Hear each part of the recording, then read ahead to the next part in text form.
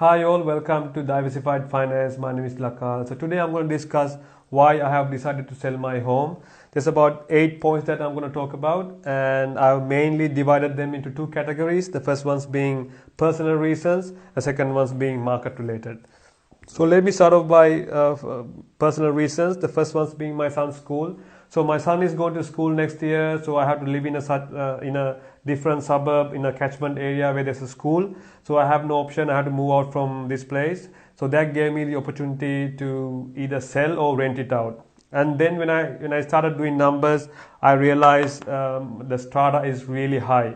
So if I'm renting it out as a landlord, then I would have to pay strata, water, and council rates. So when I add them all that together, and then I would end up paying $100 per week. So even if I get $400 as in rent, $100 goes to higher strata and council rates and water. So that's not looking very attractive. And the third reason is risk living in a unit. So this block of units is pretty old, like about 15 to 20 years old.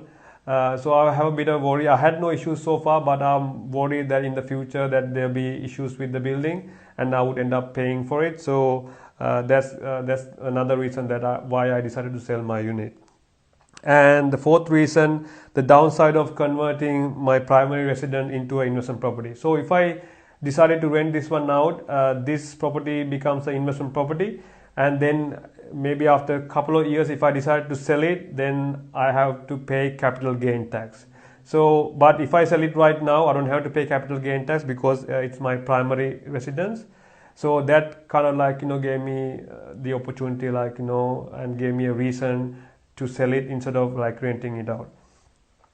So those are the personal reasons. Now let's look at the market related.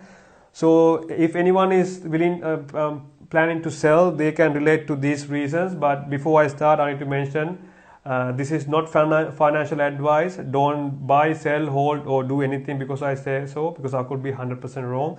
Please talk to your financial advisor. Okay, let's look at the first reason: economic uncertainty and rising unemployment. As you know, because of COVID-19, the economic uncertainty is really high at the moment, and unemployment rate has been going up for the past 3-4 months.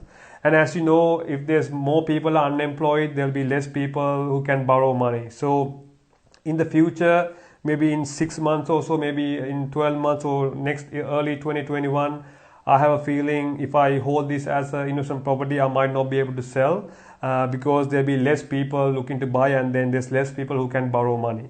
And at the same time, while most people are on JobKeeper and JobSeeker, the things are kind of looking good. They can still pay their mortgage, they can still pay their rent. So we are not looking at the worst case scenario. So we don't know what will happen after September. So we have that uncertainty as well.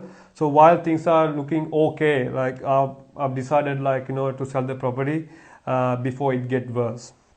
And reason number 2 is net zero migration. So there's no one coming from any other countries. So normally we get about 300,000 immigrants coming from overseas, including students, but right now it's kind of zero. So the rental market is not looking good. So there's a lot of landlords are fighting for tenants, and then if I get into that kind of a situation, then I have to reduce my rent. So if I reduce my rent, I'll get less out of this property. So if that's the case, it's not looking very attractive. So the rental market is not looking good. So that's why I decided to sell the property.